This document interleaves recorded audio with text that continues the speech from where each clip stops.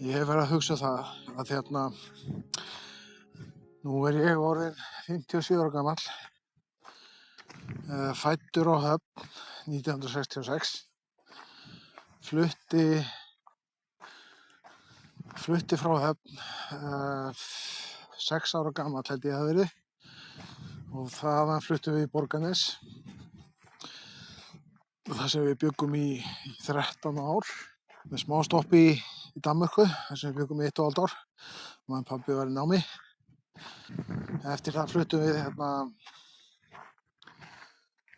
fluttum við til Húsavíkur þar sem ég bjó svo í 20 ár.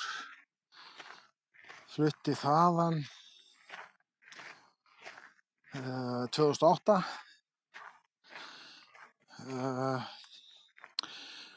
og flutti semst til Reykjavíkur, fór að vinna þar sem ég var einhver rúm 3 ár minnir mig. Flutti svo 2011 til Vestmannaeyja, þar sem ég bý ennþá, núna 2024. Búinn að vera hérna í 13 ár. Nú er ég búinn að búa hérna á 5 stöðum eða ekki, 6 stöðum í Danmörku. Á Höfn kem ég alltaf sjaldan. Og núna náttúrulega allir æskufélagar og fleira. Þeir eru náttúrulega fluttir eða orðnir fullorðnir menn, konur, komin fjölskyldur. Og núna þegar ég kom þangað síðast, alltaf ekki 3-4 ár síðan, að þá þekkti ég engan. En það voru 21 ár síðan ég komið þangað síðast. Ég þekkti engan. Maður fer í búðir, gerir hitt og þetta á Höfn, fer út að borða og svona. En þekkir ekki einasta andlit. Eðlilega. Þarna er náttúrulega bara ættingjar orðið og ég þekki þá ágætlega. Svo við fluttum frá Borgarnesi 86. Þar átti ég enga ættingja og á ekki ennþá. Þannig að í Borgarnesi þekki ég orðið bara engan. Svo er Húsavík. Þar kem ég svona, nokkur reglulega, einu sinni, 2-3 ára ári. Flutti þaðan semst 2008 og ótrúlega langt síðan í sjálfu sér.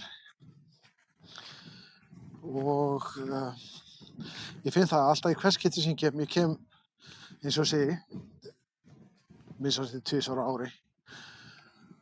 Og í hvers skipti sem ég kem, þá þekki ég alltaf færri og færri.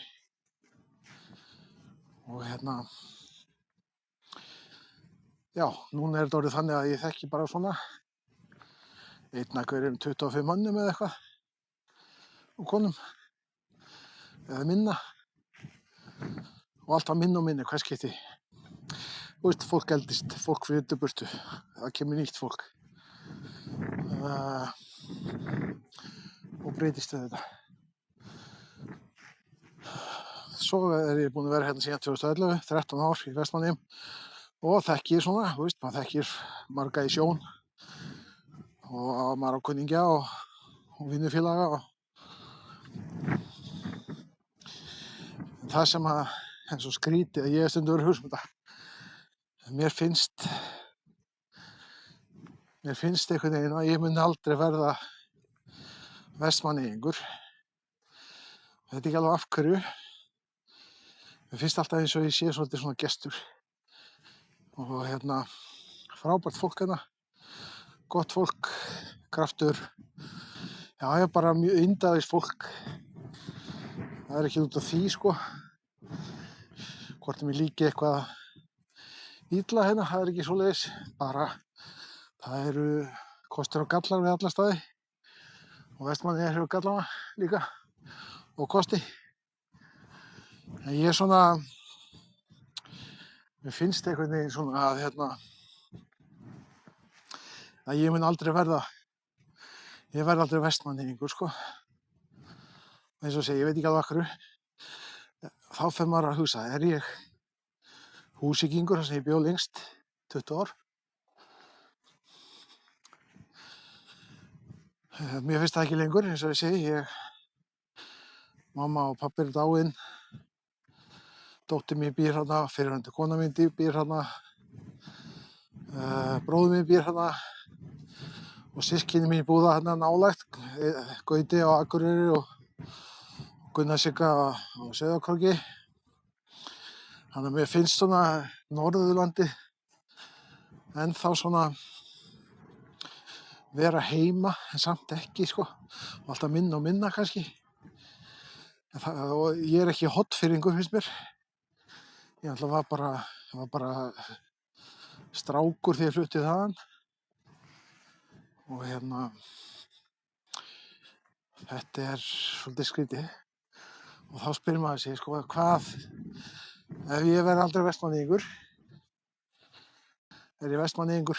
Er ég Húsvíkingur? Er ég Hornfirðingur? Eða Borgnesingur? Ekki er ég Dani? Og þetta er svolítið skrítið. Og ég svo sem hef engin svör. Ég veit bara að ég vil ekki vera grafinn í Vestmannaeyjum. Ekki það að eins og segi, þetta er gott samfélag, gott fólk og allt það. En mér finnst ég ekki heima. Skiptir mig engu máli svo sem hvar ég verð grafinn. En samt er ég búinn að ákveða það að mig langar ekki að hvíla hér að eilífu. Og ennþá eftir að ákveða hvar. Það kemur bara í ljós. Það er allt í vinnslu. Þetta er svona skemmtileg svona hugleiðing sem maður spáir aðeins í kannski þegar maður er orðinn eldri, sko.